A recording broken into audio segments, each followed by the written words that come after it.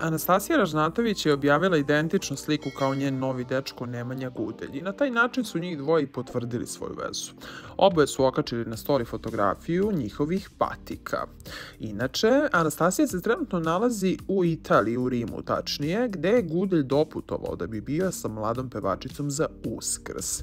Još uvek nije upoznao Cecu, iako se pisalo dugo po novinama da će se taj susret desiti za Uskrs, ali eto, to se još uvek nije desilo. Svakako, Ceca je rekla da se ona jednako ne meša u ljubavni život svoje dece, ali pitamo se kako će prihvatiti novog zeta. Kako se može primetiti na Anastasijinom Instagramu, ona baš uživa i baš se dobro slaže i sa porodicom svog novog dečka, sa kojima je bila u Španiji, zato što tamo ovaj fudbaler živi i tamo se slikala i sa njegovom sestrom i sa njegovom majkom i svi su pisali kako su oni divno prihvatili Anastasiju, pa se čini da je Anastasija mnogo transparentnija kad je ova veza u pitanju nego njena prethodna veza sa Đorđem Kuljićem, zato što s njim nije kačala nikakve slike, ništa, a ovde baš je kao zaljubljena tinejdžerka.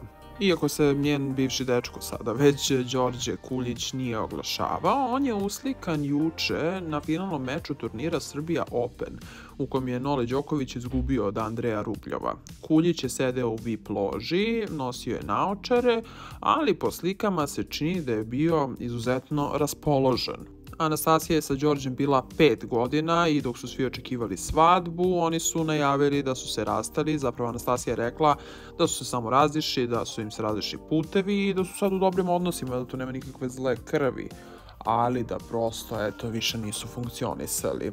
Šta vi mislite o Anastasijinom novom dečku? Kako vam se dopada? Šta mislite o njenom bivšem Đorđu? Pišite mi u komentarima i idite na trending.rs.